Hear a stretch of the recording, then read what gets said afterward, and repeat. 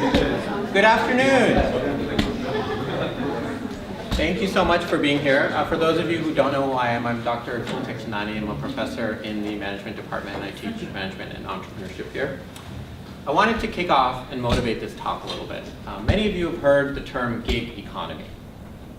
And if you haven't, I'll go into it a little bit. But we're moving from a world where we have these traditional 9-to-5, 40-hour plus a week jobs to where we do a handful of things in lieu of that. So maybe we're really good at making jewelry and we sell it on Etsy. Maybe it's jewelry, maybe it's furniture, maybe it's t-shirts, and so on. Maybe we have a spare room in our apartment and we list it on Airbnb. Maybe we take our car and we become taxi drivers for a few hours a couple times a week through Uber or Lyft. Right? Or maybe we have this skill, maybe we're really good at doing voiceovers or really good at making websites or fantastic artistic talent, and we go on sites like Fiverr and offer our services to people around the world. Right? That's kind of the world, the way the world is moving. And some of us are doing these things now. I hear from you guys and I hear about all the things you do on the side, but a lot of us want to. And that's where our talk comes in today, because our speaker here, Damon Brown, is going to help us bust through some of the barriers that we face in becoming a member of this gig economy. And to quote the tagline from one of his books, he's going to help us ignite our passion and pursue our side hustles. Now, I've known him a long time. He's the perfect person to do a talk like this. Oh, thank you. No hype there. No hype there. Because he's pursued many different side hustles on the side. As far as co-founding a startup, writing a number of books. The first book was on the evolution of sex in video games, correct? To books on social media marketing, to right now, his passions are around productivity and entrepreneurship. He's talked at a couple of TED conferences, two TED conferences, and also has a column for Inc. magazine. So please help me welcome Damon Brown.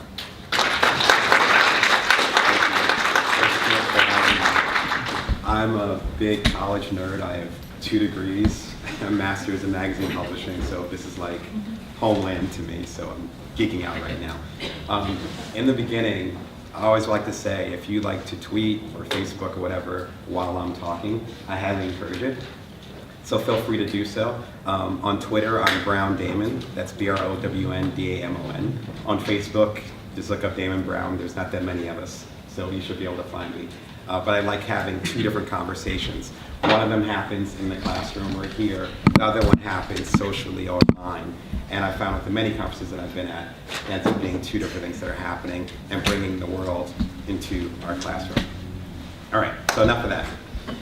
How many of you guys have a particular passion that you would like to turn into your career?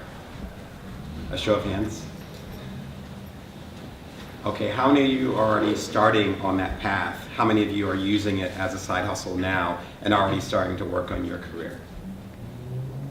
All right, so it's only a fraction of you guys are actually moving forward. For a couple of you that are reserved about it, what's stopping you from pursuing your passion right now? Is it time? Is it money? Anyone want to volunteer a particular thought? Time and money. Time and money, okay. That's why I threw those 2 out there.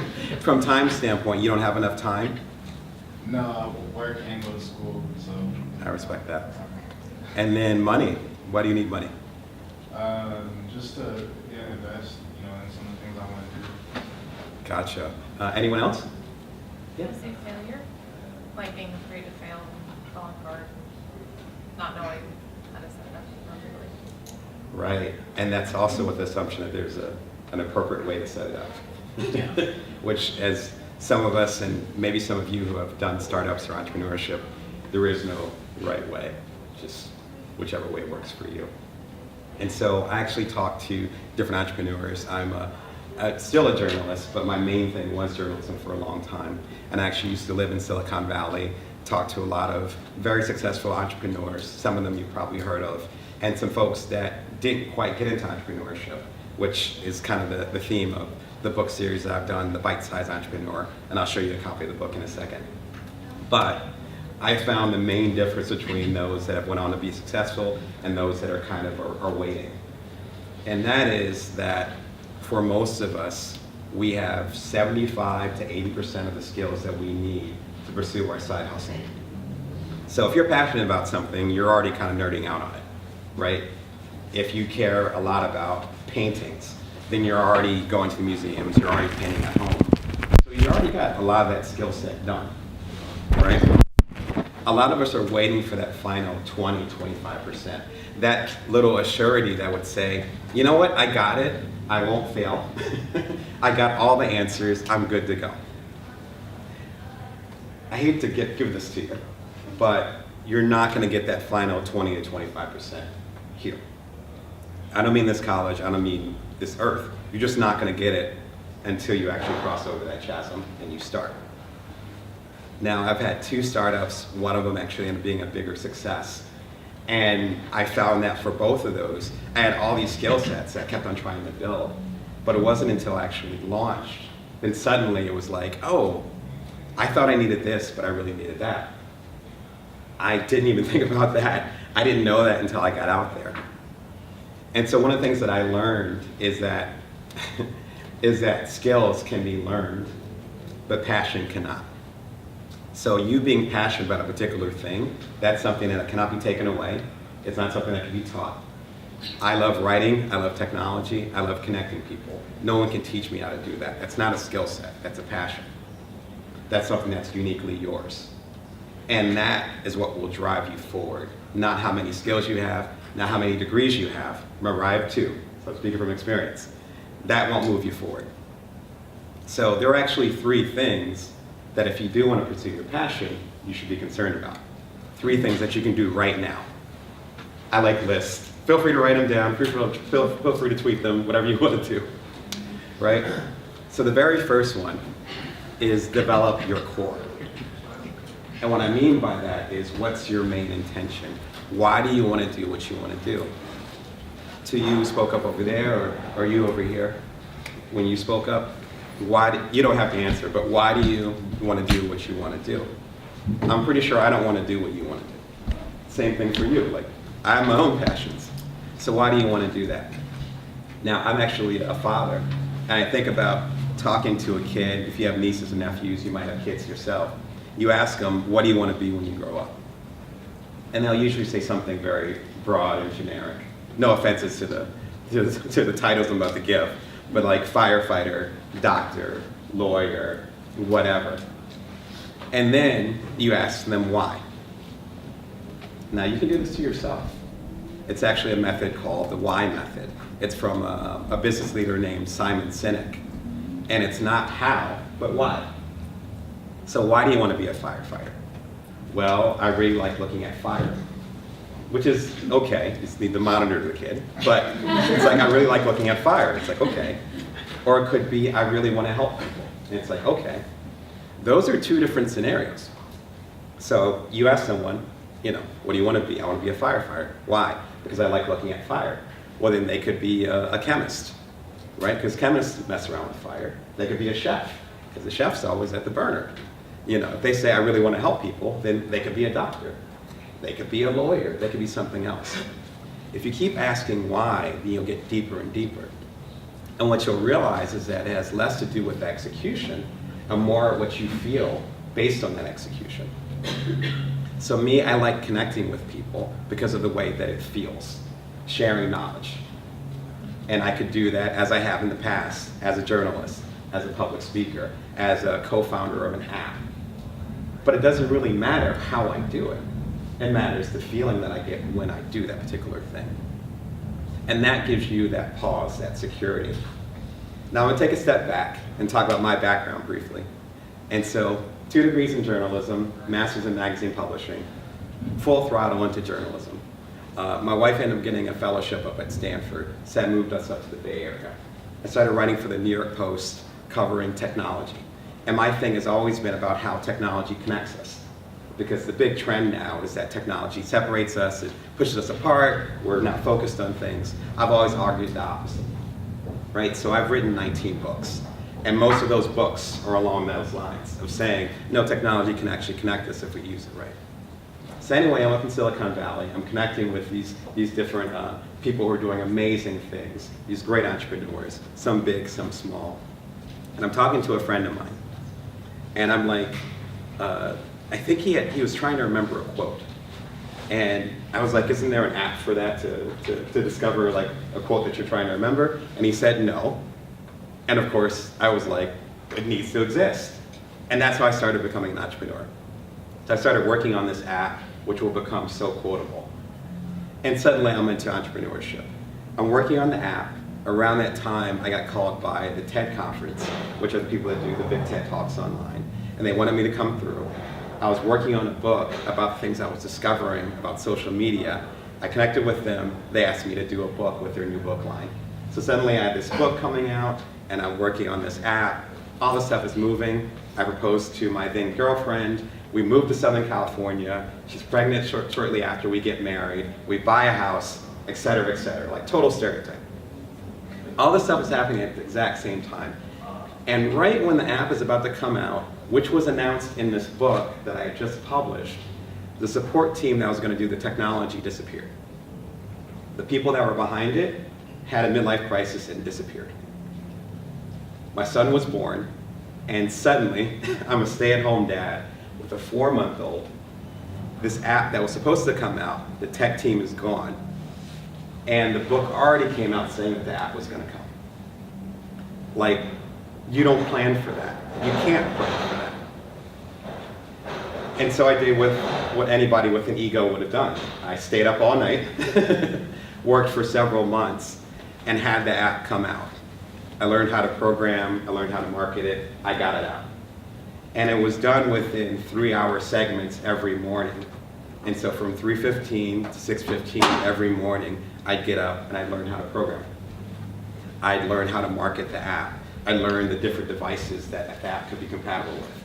And the app came out just in time for me to do my first TED Talk. And it worked out extremely well.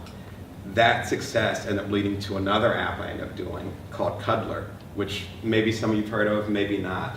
And it allowed people to connect for hugs. And it came out in 2014 and went to #1 in the App Store. And within a year, I ended up getting acquired. All that stuff happened while I was a stay-at-home dad working 3 hours in the morning. So the reason why I bring all that stuff up is that there's no way that I could have had the skill set from the beginning to go from journalist to entrepreneur to dad, husband, and then to be a co-founder of an app. There was no way I could prepare for that. And that's why I'm sharing it with you. I had 80% of the skill set that I needed and it moved forward. But the most important thing is that I knew my core. My core, which I mentioned in the beginning, was to use technology and show how technology connects people. If you think about an app that connects people for hugs, what does that do? It connects people via technology in an intimate way. That's what I was doing with my journalism. So my 20 years as a journalist prepared me to have a successful run as an entrepreneur and as a co-founder. So that final 20%, 25%, if I waited on that, then I wouldn't be speaking with you guys right now. I never would have gotten into entrepreneurship. You know? And so it's really about finding out what your main intention is. I call it your core. Why are you doing, or why do you want to do what you do? It's not enough to say you want to be a firefighter. Why do you want to be a firefighter? It's not enough to say you want to make $1 million. What do you want to do with your $1 million? That's where the intention should be. And if you put your focus on that, then that makes it a lot smarter and a lot easier for you to move forward. And whatever paralysis you might be having with wanting things to be perfect, you will accept that you only have part of the equation. The rest of the equation will not be there until you actually take your lead. So, #1, developing your core. #2, you need to create a brain trust. How many of you have heard of the term brain trust? Okay, gotcha. So it's a little bit more of like a government term, very much think tank type of thing. What I call a brain trust is a small group of people, usually small, who you trust, who know your intention and are invested in you accomplishing it. They want to see you succeed, period. It could be members of your family, but I think it's better that it's people who are different than you, because your mom and dad always want you to succeed. But they're also not going to give you criticism either, right? If there's something that you're trying to move forward on. So what I mean by that is that it's impossible for you to fulfill your dream on your own. That's not going to happen. A quick reference back, when I was up in Silicon Valley, I was hanging out with people who were wannabe entrepreneurs, successful entrepreneurs, people who went public with their companies and all that stuff, people who were trying to get started, as well as venture capitalists who give you the money, people who were in charge of universities and colleges and all that stuff who were involved with startups. And I don't know if you guys know the Bay Area, but it's kind of like being in DC and everyone's connected to government. It's the same thing. Or New York and everyone's connected to finance. So it's really easy to be in that environment. All these people I connected with, again, through the New York Post, through Playboy, and a lot of the publications that I wrote for, and still write for. And what happened was that I built a relationship with them, and I respected them, and again, at that time, I had no interest in being an entrepreneur. So suddenly, fast forward 3 years later, it's fall of 2014, me and 2 co-founders are just literally working in our basement, the equivalent of a basement, working on this little app. That comes out. The next day, we're on late night TV. A week later, it's the #1 app in America and in other countries, and we have 100,000 users. I have no idea what the hell I'm doing. I've never been a co-founder before. Like, I didn't know what I was doing. I had founded the little app So Quotable, but that was, what do you call it, a cult favorite. That was never on that scale. And suddenly, we're getting on the cover of the Wall Street Journal and all kinds of crazy stuff. Who do I call? I call the VCs that I used to know. Right? I call the people that have gone public. I call the people that have had an app successful for 10 years and are making money with it. I call the people that have failed. I already had my brain trust in order. Like, so the success with the app and selling it a year later, that wouldn't have happened without the brain trust. Now what's great about it is that if you look to your left or your right, these are the perfect people for you to talk with. You should be doing that already. And I'm a lone wolf, as the professor mentioned. Like, I will do stuff on my own, I will run with it, I will go. But even I have the wisdom, as a lone eagle, I have the wisdom to know that I need other people. And with the run that I had with those 2 startups in a row, particularly the bigger one and the later, you need other people to help your dream happen. Also, other people are perfect people to become your co-founders. So when we started Cuddlr in 2014, I was the one that knew the culture of it. So I knew about technology and how it connects people. I was a journalist, so I knew how to approach the media and all those things. User interactions, I was able to communicate with the users because I knew what they wanted. We had another co-founder who was excellent at programming. And we had a final co-founder who was an artist. I can't draw anything, and I'm a pretty bad programmer, even though I got my app out initially. So I didn't have to learn that final 25%. I didn't have to learn the final 50%. I did what I did best. And I was able to focus on that, and by focusing on that, I helped us succeed overall. Same thing with my other 2 co-founders. Now, I have a colleague named Sri Srinivazan. I can always screw up his name, but I've known him for several years. He's now the Chief Digital Officer of New York City, because they just are getting serious about digital finally. Anyway, what he talks about is a thing called the ask, capital T, capital A, the ask. And the ask is when you need something. When you need something, do I just talk to you and say, hey, I need $5, can you lend it to me? How's that gonna work out? That doesn't work out too well, right? If someone on the street just said, hey, I really need you to give me a lift somewhere, that probably wouldn't work out. But if it was someone that you built a relationship with over the years, then that makes a little bit more sense. And that's what the ask is about. So building up those relationships now, building up that community. And you happen to be in the perfect environment for that. Because once you guys wrap up here, then it's like little marbles being dispersed. And you will start to crave the kind of networking and connection you can do now. All right, so number 1, it's about developing your core, right?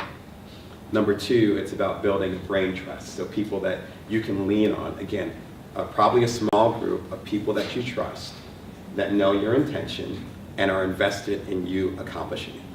They want you to succeed. Not maybe, but definitely. And ideally, you do the same thing for them.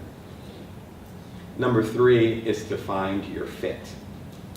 And what I mean by fit is figuring out how you can get your intention to actually communicate or do something that's worthwhile in the world.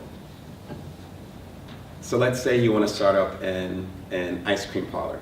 You say, I really want to sell ice cream. I want to sell vanilla, chocolate, strawberry, hazelnut, blah, blah, blah, blah. You're all excited about ice cream. Okay, that's not quite enough though, right? You know your intention, that's good. But then how are you going to sell it? Are you going to go to the corner over there and rent a shop and then hire a bunch of people and figure out the minimum wage part of it and then get ice cream coming in? Or are you going to develop an app that will deliver ice cream by drone and that's how you're going to get it to people? Or will it be a little ice cream truck outside, or will it be one of those push things that you see in the park? You know, or will you make ice cream manufactured overseas or somewhere here in America and then you ship ice creams to 7-Eleven? Like, what are you going to do? Me, I'd probably make an ice cream app. Not great at app development, but I know how to do it. And that's what I do. And you might do something different and you might do something different. That's where the fit comes in. You're not going to know your fit until you start to share your idea. And it might be as simple as you going back to your dorm, going back to your apartment or whatever, and getting the ingredients, what is it, eggs, milk, whatever goes into ice cream, getting those ingredients, coming up with one bar, and then handing it out to people for free and saying, what do you think? Again, this goes back to starting somewhere. That doesn't mean you start renting out the place at the corner. It doesn't mean you buy a truck. It means you start small. There's a great book that I'd recommend called Little Bets, and it's by a guy named Peter Sims, and it really gets into this idea. And what he talks about is the major companies that we see today, whether it's Facebook, which was, you guys probably saw the social network, you know, is creating in a dorm room just like the ones down the hall. You know, just someone scribbling on a window and a bunch of roommates talking. That's how Facebook started. You know, I won't even get into how much they're worth now. Apple, it was the two Steves. It was Steve Jobs and Steve Wozniak. And one of their garages, they literally soldered, like, you know, soldering with the flame. They literally soldered the first Apple. Got it to work, took it to the local computer clubs. People dug it. They're like, great, give me $600 for it. It's like, great, thank you. And they used that money to make the process smoother. And they're still doing that. Think about that. They're still doing the exact same process 40-something years later. Those are called little bets. That means you don't jump into the deep end. That's something I talk about in my first book, The Bite-Sized Entrepreneur, 21 Ways to Ignite Your Passion and Pursue Your Side Hustle. And then the follow-up I just did, The Productive Entrepreneur, 24 Smart Secrets to Do More in Less Time. That's what I talk about in both of those books, is that we get intimidated by thinking we have to map out and do the whole thing when we don't. And in fact, the companies and the entrepreneurs and the people that we look up to start extremely small. They don't put everything on the line. If you listen to a lot of schmaltz now where they're saying, oh yeah, you have to crush it, and you have to put everything in and put all this money into it, blah, blah. No. The people that we look up to now, that's not how they started. That's not how it's supposed to be. It's supposed to be little bets. One of the things I always tell people that I mentor and that I consult with is that it's better when you actually have this as a side hustle. And a side hustle is something that you do literally on the side. If that doesn't go well, you're not going to go bankrupt. You're not going to miss your rent or whatever. This is a side hustle. Why side hustles are created is not only to make more money, ideally, but to also experiment and to see what your fit is. What makes the most sense? And if you're putting all the pressure of saying, I'm going to put all my money into this and it has to work, there's a certain way that you might actually stunt the growth of whatever is naturally supposed to happen. So for instance, with my last app, Cuddlr, our main focus was on creating a particular culture and talking about a particular way of doing things that wasn't happening in the world. A way for people to connect in a platonic way, which if you think about it, doesn't happen that often. It's usually hookup culture or you're connecting with people that you already know. We wanted to explore that gray area, and we did. And we're like, we'll figure out the other dynamics, but let's do this on the side. It blew up, and then we ended up making money on it. If we had the reverse idea and said, no, this has to be something that gets acquired, this has to be something that blows up and is super successful, it wouldn't have worked out. I'm positive. because the decisions that we made for the app were best for the actual culture of the people using it, not for us trying to make a buck. And so that's something to think about. When you have something on the side, you can allow it to grow naturally. So those are my 3 big things. Number 1, developing your core. It's not a matter of just saying you want to do something, but why do you want to do it? People say do 3 whys. If you answer it, then say why, and then do another why. By the time you get to that 3rd why, you'll find out what your main intention and what your main core is. Secondly, develop your brain trust. You're on a college campus. I envy that. I was trying to develop my brain trust up in Silicon Valley. It's a lot easier. You're seeing these people almost every single day. You guys are hanging out and having beers together or whatever. It's a perfect time to do that because you are going to need each other later. I'm an alumnus of Northwestern. There's someone who I just connected with about 2 months ago who wanted to work together. I'm well out of college. So think about that. Somebody that many, many years ago that I connected with wants to work with me now. At college. So the bonds that you're creating right now, be conscious about those. And then number 3, finding your fit. It's not just a matter of knowing your intention, but how does it fit into the world? And the best way to do that is to take small, incremental steps and actually make it work for you and find out what the world needs at this moment. And those are my thoughts. Thank you.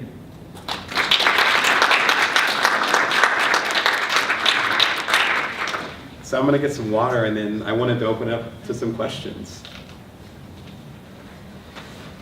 While Damon's getting water, let's make sure that everybody signs into this. I think we were passing around a tablet.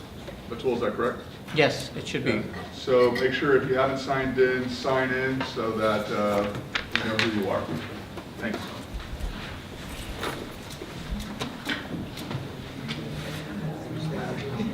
Yep. You know, some people tend to tell you that if you want to become a leader and you have this idea and you want to pursue that idea, you're just going to open a company and hire the people to do it. I argue the other way around. I argue that I should know how to work the back end stuff in order for me to understand the problems. Mm-hmm. What are your thoughts on that? Are they right about just hire, you will eventually end up hiring someone who will just do it for you? Or would you say that it is important that for someone that has this idea of eventually perhaps starting your own thing, should you also be aware of what's happening behind the scenes? Like in the, let's say coding, for example. Right. I definitely agree with the latter, where the more insight you get into the way things work, the better off you'll be. A quick personal example is that for So Quotable, my first startup, as I mentioned, not on purpose, that's just the way how life worked out, I did everything on my own, like every single thing. So every line of code, you can check it on the App Store now. It's a pretty rough app, but everything I did on my own. So shortly after, it was actually someone in my brain trust had connected me with 2 other developers or 2 other co-founders to create Cuddlr.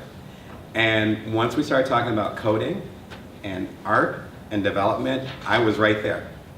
But that was because of my several months that I spent learning how to code in the whole process. So I have these are the books, by the way, but I have a chapter in here called Dirty Work. And it talks about how people kind of have that philosophy like you talked about, where they say, well, you can be the idea guy or gal, and you'll hire a coder, you'll hire someone for the public relations, you'll hire someone for that, so don't worry about that. And we're at an age where if there's information that you want to get, you can get it. You know, and I'm just old enough to remember having to go to the library because the internet was in its infancy. That's not an excuse anymore. You literally have everything at a click. And so it could be you taking a class and learning about public relations. It could be you taking a class on Code Academy and learning how to do JavaScript or something. It doesn't take that much work. Second of all, with both of my startups, we bootstrapped the whole thing, which meant we had no outside investment. Now, after it became number 1, we had a lot of conversations with VCs and other folks because suddenly they wanted to get involved. But we decided against that, which meant that every single detail we had to run anyway. So I have no background in public relations, but I was our PR department. And the amount of things that I learned from that, when I do my next startup, it was just great.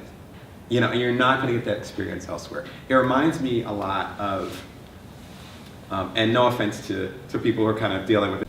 Yeah. So I got an internship from one of the other faculty here, and it's with an app startup. And so they're still doing in like the development phase, and so they want me to help them with marketing. So what were like some of the biggest challenges that you guys have like with Cuddlr as far as like, you know, the development, like PR, like marketing, like some of those issues? That's another couple hours. Yeah. Maybe condensed. Wow. Is there a particular area, because I want to be of benefit to you the most that I can. Is there a particular area that you guys are most concerned about, or that you're concerned about, or that you want to learn about? Like the marketing aspect. Yeah, so I can give you a peek into the marketing. So again, Cuddlr was an app that allowed you to connect with other people for a hug. So let that sink in.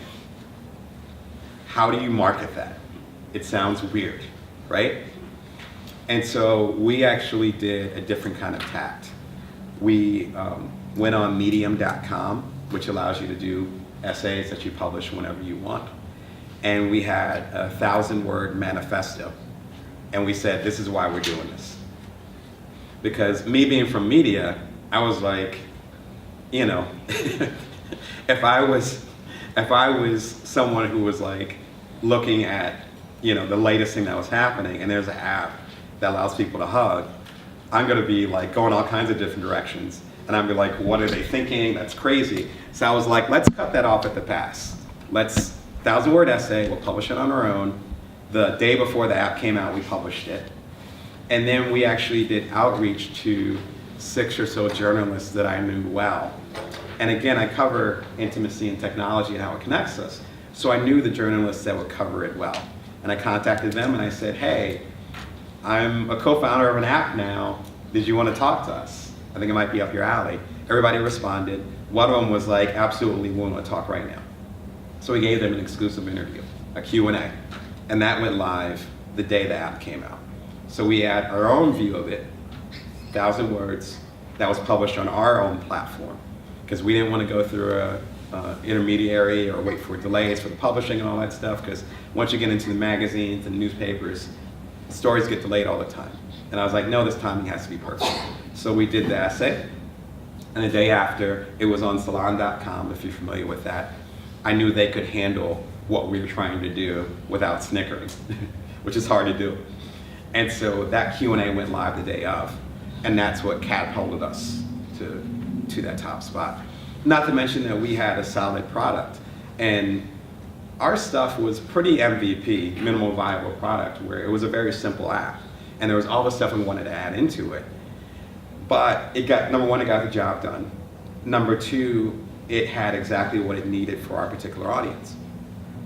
And so that, coupled with our launch, that's what helped us succeed. I'm not sure if that helps. A lot. Thank you. Oh, okay, yeah, I think it really depends on the product. And for us, we had a controversial product, and if we didn't launch it right, we would have gotten shot right up there in a bad way. But we had to make sure we were careful with how we executed it. What sort of research did you do to understand who are the people who needed this and who are the providers? Was it interviews? Did you have friends that were already in business? Or? Well, I think that's what's beautiful. Thank you for the question. As far as doing research on it, what's great is that I've been researching it through my whole career. So, you know, as the professor mentioned, one of my first major books, it was called, pardon the title, Porn and Pong, How Grand Theft Auto, Tomb Raider, and Other Sexy Games Changed Our Culture. Now it's back in 2008. It's still available. Feel free to grab it. I think you might enjoy it. But if you enjoyed this talk, you kind of see the direction that I go with things. And so that was in 2008. Cuddlr didn't happen to 2014. Porn and Pong, I researched that for 5 years. And then I've been covering the subject for Playboy, for other folks for several years too. And so by the time I became co-founder of Cuddlr, I had been researching the space of technology and intimacy for almost 2 decades. And so it was still a difficult process, but I already knew what I needed to know. And now it's because I had already been in that space. That's why it's really important to know what your core is. Because I'm guessing, no matter how old or how young you are, all the stuff that you do, there's a pattern there. There's always a pattern. And once you start to figure out that pattern, or at least attempt to, then you can figure out what your next move is going to be. And once you do that, then your core gets even more solid. And me being as articulate as I am as far as what my core is, as far as showing the connection between technology and intimacy, as well as my core of helping people understand that the belief that entrepreneurs have to sacrifice everything to make their entrepreneurial mark is a lie, which is the thesis of bite-sized entrepreneurship. Those two cores, those weren't a natural thing. Those are things that I learned over time. And so to get back to your question, by the time that we were actually going to co-found Cuddlr, I had worked with the guys for probably about 3 weeks. And then I would say the third or fourth week, we had a Skype call, and suddenly my brain just lit up. And I was like, no, we're doing this as a side project. It's fun, it's interesting. We're going to get a lot of research insight from it, but there's something major here. And I don't know if I would have made that shift or understood that if I hadn't been focused on my core and studying that for almost 2 decades. Because that's where all that knowledge came in, and I was like, oh, there's a space here. There's something that people need. They don't think they need it, but they do. Let's do it. Let's go even further into it. And fortunately, I was right. But that knowledge wasn't just from, instinct or whatever. It was from researching something for years. And so whatever you're really passionate about, take it seriously. Even as odd as my stuff would seem many, many years ago, which it was to a lot of folks. But now, I led this startup that ended up having this major impact on the world. You don't know where your passion is actually going to lead you. That's why I want to encourage you to get started on whatever you're going to do. Whatever skill set you have, it's probably enough. And whatever other skills you need, you're not going to really know what you need until you get started. So, I hope that answers your question. Any other questions? What questions you got? Yeah. Were there moments, I'm sure there were, moments where you have this dream, you have this idea, but then this other voice speaks to you and pretty much discourage you from moving forward. What did you do at that point? Did you kind of know that about yourself, and were you prepared to kind of talk yourself back into it? Does that make sense? No, it makes too much sense. Yeah. Oh, okay. You're getting deep there. I'd say it's a 2-level process. First of all is that you have to keep doing it. And so, again, my background is journalism, but it's print journalism, which is kind of dead now. And so, right? And so that in itself, I have my master's in magazine publishing. Who here reads magazines still? Thank you, exactly. Right, so my career is a study in progress. You have to move forward. And so I started with newspapers, went to magazines, then went to blogging. That wasn't enough space, I went to books. Books put me on the road, and that allowed me to do public speaking. I realized I really liked that. And in connecting with people, I realized there were certain gaps. Again, like we were talking about, there's certain gaps in how people were being served, and that turned me into a decent entrepreneur. That's, And so knowing that you have further to grow, I think should be part of your motivation.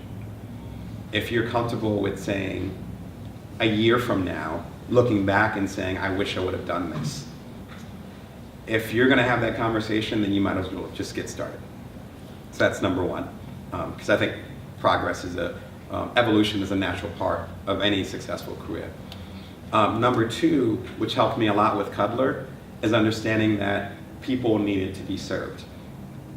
So if I didn't do my book along with another book called Sex and Video Games, of course, but my book Porn and Pong and another book called Sex and Video Games, we're both the definitive history of that particular era for those 35 years. If my book and Brenda Brathwaite, who's another author, if our books didn't exist, that would never have been documented. So now our books are being cited all over the place for documenting this period of time. If it wasn't for us doing that research, then that documentation wouldn't be there. Do you understand? For the 200,000, maybe it was 250,000 people who use Cuddlr, if our app didn't exist, how else would they have been served?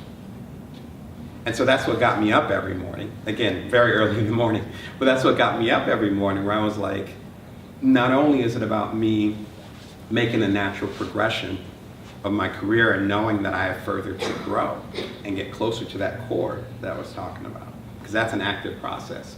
But also, if I don't do this, then no one else will. And if I have a particular vision or insight at that moment that might actually make an influence on the world, then it's my responsibility to move forward. You know, so those are the two things. One is a very selfish reason to say, I gotta progress, I gotta keep moving, I have to be a better person than I was yesterday. And the other one is very altruistic, where it's like, you know, if I decided to quit being a co-founder today, then we're gonna have 250,000, 250,000 users that are just gonna be hanging. Is that what I want? Do I wanna make this impact or not? You know, and it goes back to really knowing what your intention is. Some folks don't wanna make that kind of impact, but you wanna know that from the inside. I do, so that's what keeps me moving forward. More questions? Here you go. What's the best advice you can give us as college students that want to start like their own side hustle? Sure. Or are you too busy with school, work, family issues, etc.? Like personally, like what's the best advice you can give us? Yeah. To continue like to do something we want to do in the future, not just work to make money. No doubt. Yeah, and I appreciate that attitude. I'd say 10 minutes a day. Just find 10 minutes a day. That's it. That's all you gotta do. You know, I know particularly for So Quotable, which is the one that I did on my own, sometimes, you know, my first son would get up in the middle of the night and I gotta go take care of him or help take care of him with my wonderful wife, and I'd have to be part of that. And so I might just, that 3 hours from 3:15 to 6:15 in the morning, that might end up being a half hour.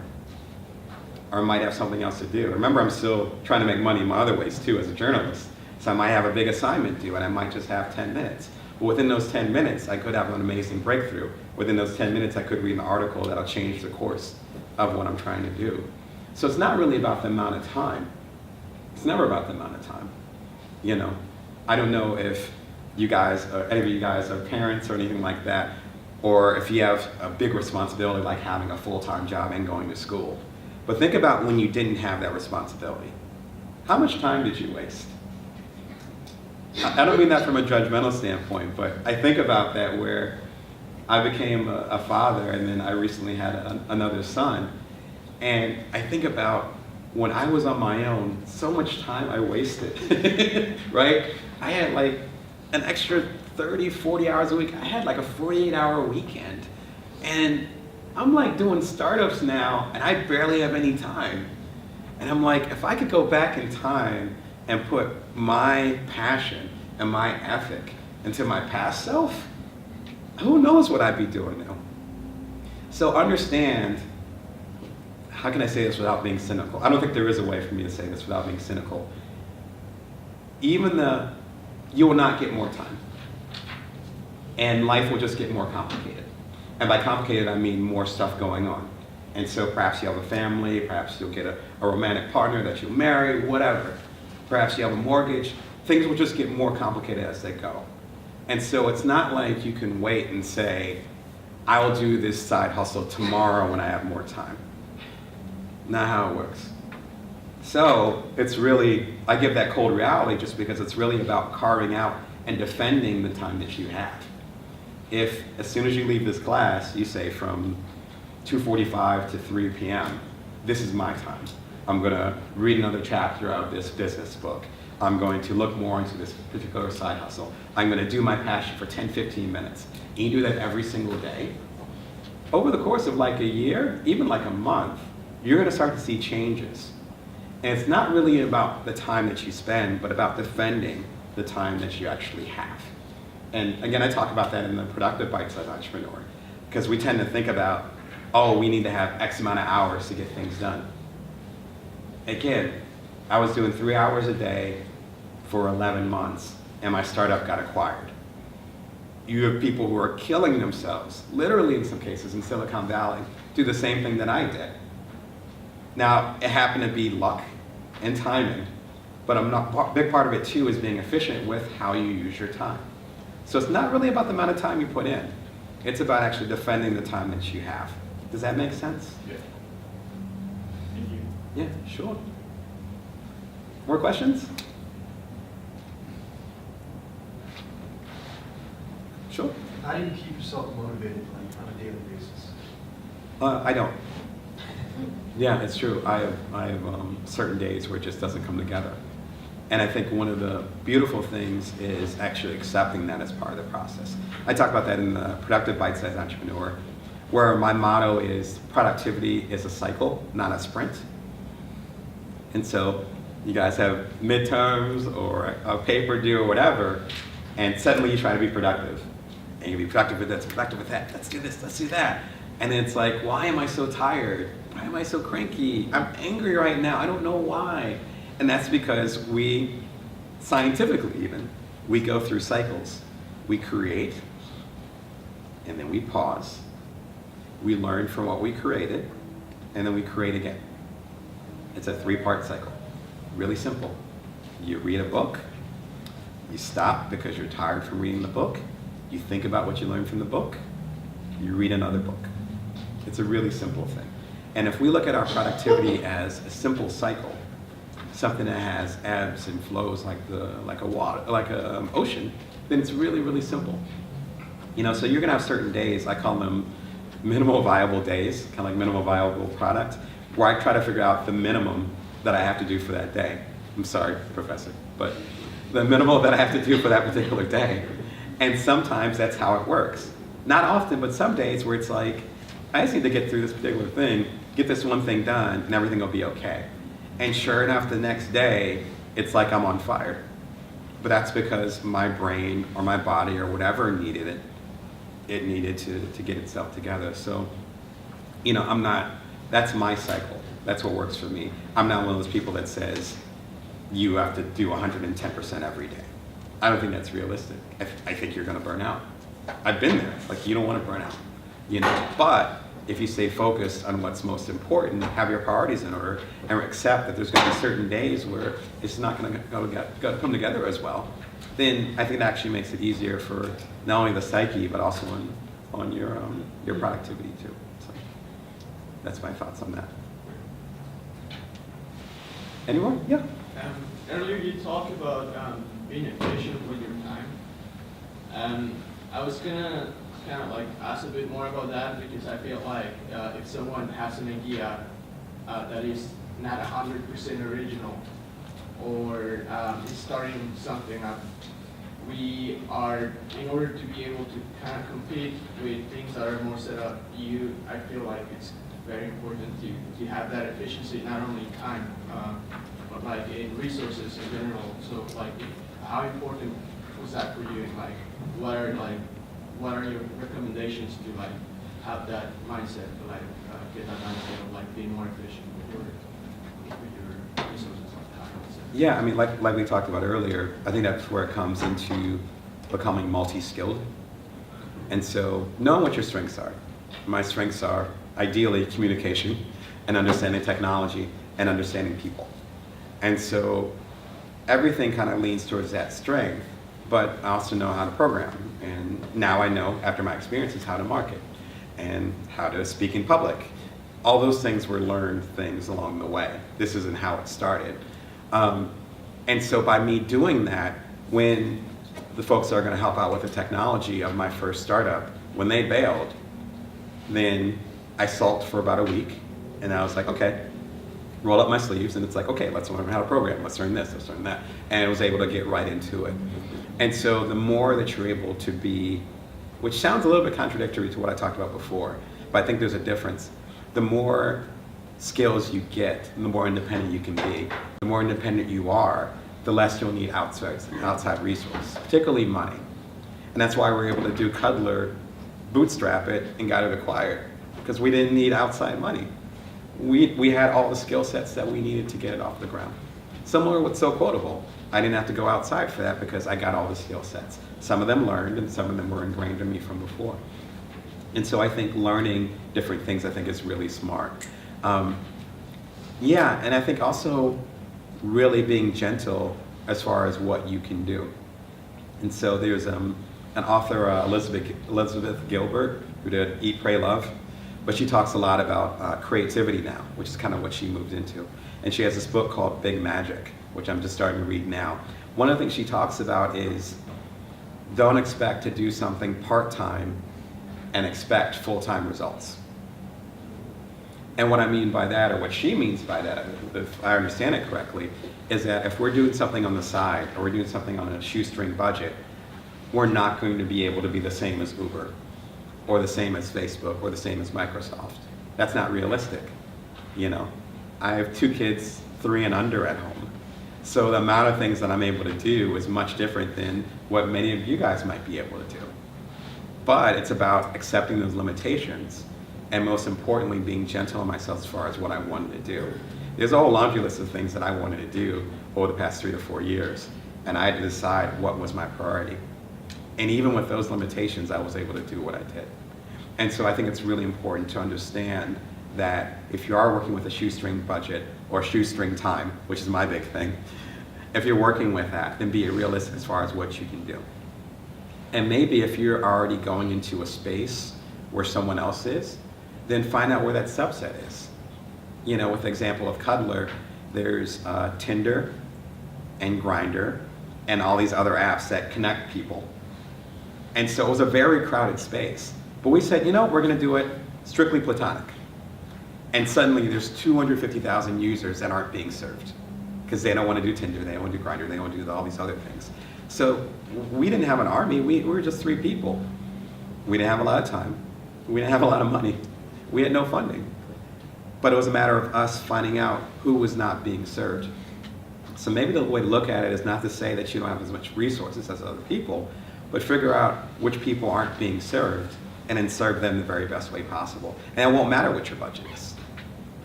Does that make sense? Yeah. Great. Are we okay on time? Yeah, we're okay. Do you want to talk about your books? Sure. So I'm busy gabbing, talking about books.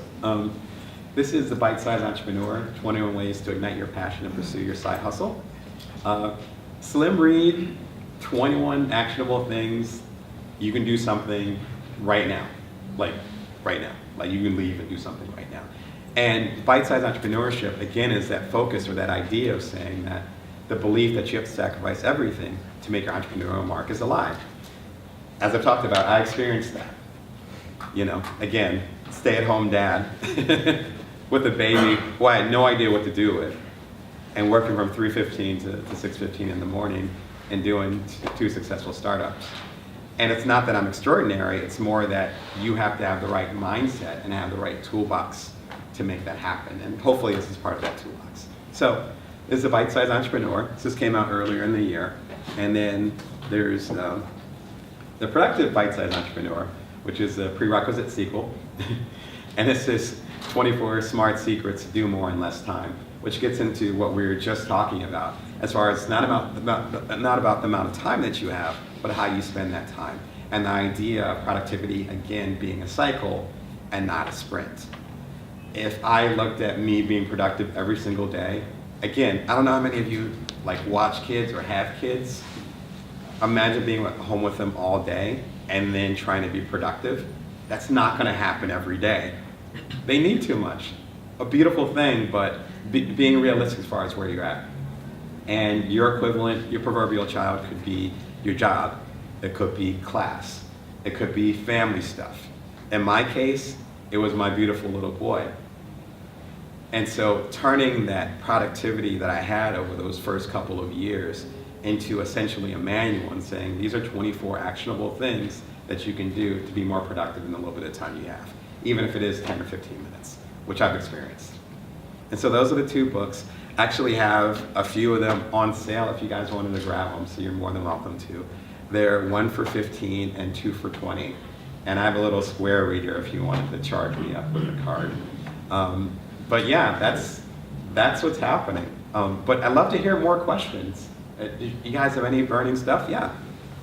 You mentioned that you had to find a market that was being served for food, right? Yeah. So one, how did you find that market? And two, did you use a push or pull strategy as far as marketing goes? And what was the most successful marketing tactic for it to be effective? Cool, yeah, and so the first one, again, I think I was really fortunate. I can't even take 100% credit for it, because I think there was some great odds there. I guess I can take a little bit of credit for it, but researching that space well before I became a co-founder. And I say I take a little bit of credit because me doing that research helped me know that it was going to be a success, if that makes sense. There's a lot of different schools of thought for that, and that's why I'm kind of hesitating. The school of thought that I believe in is that you should create an app or create a business based around needs that you actually know. So I know people that really need a hug. Luckily I don't, I'm fortunate, you know. But a lot of folks need a hug, like they just need a hug. Nothing else, just a hug. And so when we started talking about the idea, again, I was a few weeks into it and I was like, yeah, okay, this is it. We're serving an audience. Again, I didn't realize how big it was, but we're serving an audience. So I hope that answers the first part, right? So again, sometimes it helps to start with what you know, and I know technology and intimacy, so. Did you use like surveys and stuff to kind of find out what they wanted? No? No. We talked with folks early on, like we had get a little inside baseball. We had like a beta process, so we had a handful of people that we knew and trusted to try the app. But that was as much of understanding the technology and making sure it worked than it was getting feedback from them. So But like a focus group? Or no? Nope, not really. Like, yeah, I mean, that's, I think I want to kind of back it away from that because I think it's easy to get into the heaviness of focus group and the heaviness of we're going to do intense market research, and no disrespect to the business side, because that is very important. As far as a side hustle, or as far as the startup idea, the best thing to do is to figure out if there's a need, build it as simply as you can, and get it out. Your focus group are the users that are going to use it. And so our focus group was when we put it out there. That's probably the best way I can put it. And then it shot up the charts. And we're like, oh, okay, they like it, great. And if it went the opposite direction, then we're like, oh, okay. Well, but that's one of the reasons why it starts as a side hustle. That's why it's a startup and not a corporation or a company. It's because your basic idea is to, again, the minimum viable product. That's an idea called Lean Startup, if you guys have heard of that, by Eric Ries. But it's the basic idea of starting something really simple, very small, getting it out there, getting feedback, and turning it back. And when you get an update on your app, on your phones for a particular app, that's based on the feedback that they've gotten from those users. So we weren't doing like science or anything. This is how you do the incremental part. And as far as the push and the pull, it was definitely towards the pull side, because we couldn't tell people you need a hug right now, right? I mean, it's not like Yelp or was it E24 or something, where eventually, like 3 times a day at least, 4 times for me, you're going to be hungry, right? So you can do the push notification and say, hey, you're hungry. You're eventually going to be hungry. Let's just keep pushing this. You can't push a hug on somebody. So it had to be the reverse. They had to come to us. And that's actually, if you want to get into the business side, as far as startups, that's the bigger trend.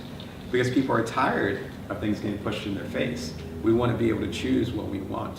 And particularly when it comes to intimacy, the pull was the way. And we wanted to make sure that we marketed it, again, with our little manifesto and on salon.com. We marketed it in a way where it was subtle, but it was at the right place. Salon.com readers, they're way more open to discussing those things in regards to intimacy. So we knew that they would probably see the article and they'd give the app a shot, and they did. So I think that's a big part of it. So again, it was a little bit of a cheat code for me because I already been researching it for years. But then again, you should be doing the stuff that you have a cheat code to. You should be doing the stuff that you're already passionate about. You should be doing the stuff that you'd stay up researching anyway. If that's not the case, it's going to be a little bit of a longer road. For me, I could, as you can tell, I can talk about technology, I can talk about intimacy, I can talk about connecting with people for 3 days straight. So I'm the perfect co-founder for an app that connects people in an intimate way. You know, you have to find out, if you haven't already, what you talk to someone for an hour about. And once you find that out, at least if you're in a co-founder role, or a founder or a leadership role, whatever that is, then you find out what the world actually needs, you know, and you translate that into something that's valuable for everybody else. Does that make sense? Yeah, thank you. Sure. Cool. I work at the Center for Entrepreneurship here on campus, and I meet people all the time. They have a lot of ideas, and I have a lot of ideas. How many side hustles should you be working on at a time? Is there a limit, or? Wow. I think it depends on your personality. I'm a one at a time guy. Yeah. Because I tend to be pretty focused and intense, and that can't, at least for my personality, that can't be spread out. So when I was working on So Quotable, Cuddlr didn't exist. When Cuddlr started, I stopped working on So Quotable. You know, when we sold Cuddlr, then I started looking into the bite-sized entrepreneurship books, you know, which are based on the column that I have for Inc. magazine. So for me, it's very much one thing at a time. I know people that have 10 things going, you know. I think it's really important, though, to know, to not spread yourself so thin that you're not getting anything done. And I talk about that in the Productive Bite-Sized Entrepreneur, where there are people that actually absolutely adore, who find amazing things to work on, they put their heart into it, and as soon as they're almost done, they stop. And it's always that final 1%. We all have that. I'm not the only one. But there's certain things that we do that we put our heart into it, and it's that almost finished manuscript. It's that website that could launch tomorrow, but it's not quite there. Just one little thing there. And that could be such a trap. Even for myself, I have unfinished projects at home. And so that would be my only concern as far as having, quote unquote, too many side hustles. Is that it's really easy to start on this one, and when that one gets hard, then jump to this one, and then nothing actually gets done. And so that would be my only caution. But I have colleagues and friends who have 12 different things going on, and that works for them, and they get them all done. For me, I have one, maybe two side hustles at a time. And I have a lot of seeds that I've planted, and like 15 things that I want to do right now. But as far as putting my actual heart and effort into it, just one or two at a time. I don't know if that answers your question. No, that's perfect. Okay, cool. Yeah, are we still okay on time? Yeah, we're okay. Okay, Good cool. time to wrap up. More questions? What you guys got? Yeah. How early or late did you find out about your passion, about what you're passionate about? That's a tough question. For me, it was really early. Yeah, so my parents would joke that I was born with like a typewriter in one hand and a joystick in another. So for me, it was always about writing and telling stories, and also technology and understanding that. And that was from age 3, like seriously. So for me, it was thankfully, very natural process. But that actually doesn't explain what I do now, though, which is a little bit different. And that's what I mean by the core part. So when I was growing up, many, many ages ago, it was you either were a writer or you learned how to program. That was like that through college. I was the journalism major, computing minor. I was that dude, you know? And even I was in school about 2 decades ago, and even when I was in, more than that now, and even when I was in school, folks didn't know what to do with me, right? Because I'd go and hang out with like the Shakespearean poets, literally, the Shakespearean poets, and the people who were in the journalism school and all that stuff. And then I'd stay up all night with the programmers and learning how to figure out this video game and stuff like that. So I was stuck in between for many, many years. That taught me a lot about self-acceptance, because no one else or few other people understood what I was trying to do. And then shortly after I graduated, suddenly blogs came about, and suddenly major newspapers had websites, and suddenly it became an advantage for me to be the nerdy guy on the school newspaper, or the guy that understood technology who also could do a feature article, the guy that was super social who also understood how a Macintosh worked. And suddenly that became my biggest strength. And so when I talk about technology and media and communications and connecting people today, that's quite a few decades of experience. But that's what I mean about the core part, because if it started at age 3, that's like a good 2 decades until I finished undergrad, where I was just like, I love this and I love this. It's like, peanut butter and chocolate. I don't know if they're gonna make Reese's. It's just these 2 separate things. And so I think it's really important to have the confidence, even if it's a quiet confidence, to keep moving in whatever direction you're going. And for me, suddenly when I was in my early 20s, the 2 things overlapped. And suddenly it's like, oh, people care about this now. I saw this a while ago, but they care about this now.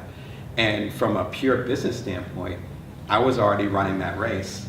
And so people were trying to understand what was happening. I'd already been studying it for literally decades, similar to the co-founder role that I had many years later, where people were trying to understand how technology affects our intimacy. I'm like, well, this is how. This is what it does, and this is the app that we need. And the app ended up being successful because I already understood that space and I respected that passion that I already had.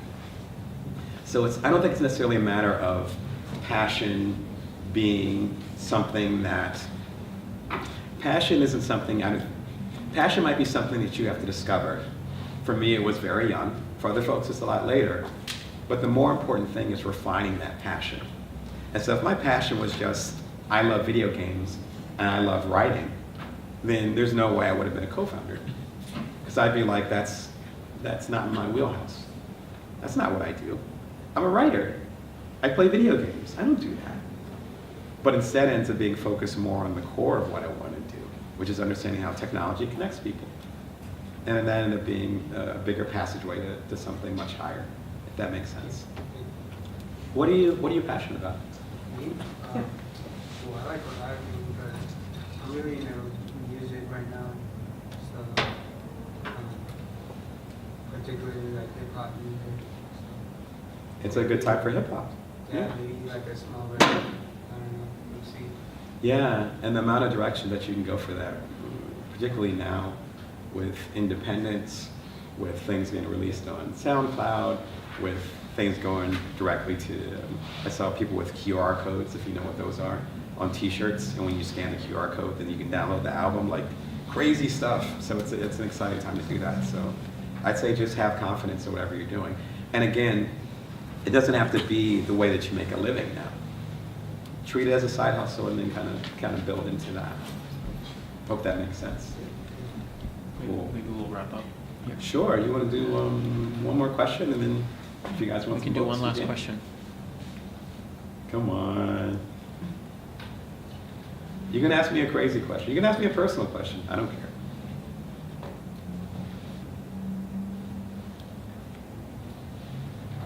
Oh, I thought that was a hand right there. Why only get 2? I'll take 2. Go ahead. No, just out of curiosity, was the Eric Reese's with Lean Startup, was that part of your inspiration for writing Bite-Sized Entrepreneur? Were you borrowing a lot of thoughts?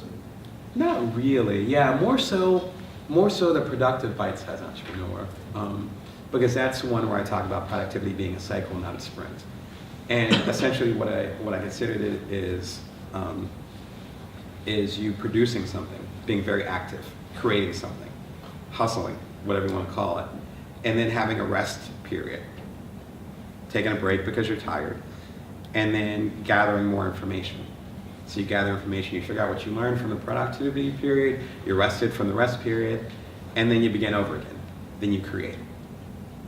Create, rest, assimilate, or figure out what you ever need to figure out, start over again. So for the bite-sized entrepreneur, it was very much inspired from my own experiences, again with working 3 hours early in the morning and doing these 2 startups and the success with that, and realizing that you don't have to sacrifice everything to make your entrepreneurial mark.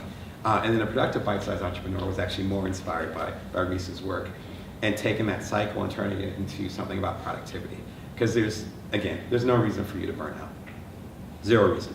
Like, there's no reason to burn out. The reason why a lot of people do burn out is that they push themselves too hard, and it's at times when they really should be pushing themselves hard. And again, I've been in similar situations, so I speak from experience. And then the final question. Just real quick, so like what video games got you interested in technology? And then did it like... You trying to figure out my age? And then did it transfer like to other aspects of technology, like computers or like mobile devices? Yeah, what you just said, that's exactly it. And for me, I'm originally from South Jersey, so I was born in Atlantic City, and I was raised in certain parts of by Philadelphia. And then my teenage years in Michigan. Deptford? Was that? Like Deptford? Yes. Area? Yeah, right at that area. Very good. Yeah. That's where my dad is from. Great. I was in Clementon and Stratford and a couple areas around there, so not too far from Deptford. Cherry Hill, that whole area. But anyway, in that particular area, Stepford, my stepfather would actually walk me up the street to the local cheesesteak place, and I had to be my son's age. I had to be like 3. And Space Invaders had just came out. And he'd pick me up, and I'd play the little thing until the cheesesteaks were done. And that happened every time we got a cheesesteak, which is pretty often if you live in South Jersey. And that was the beginning. And he talks about how I was just mesmerized by that. But if it wasn't for that, then that wouldn't have led to me getting into video games. If I didn't get into video games, then I wouldn't have wanted to create my own and study that. If it wasn't for that, then I wouldn't have had tried to understand mobile. But then trying to understand mobile, then obviously I wouldn't have ran a mobile startup. So it's all the genesis from there. So all goes back to Space Invaders when I was 3. Yeah. Yeah. All right. Thanks, you. guys. Feel free to grab a book and that's it. That's everything. Yeah, good talking to you guys.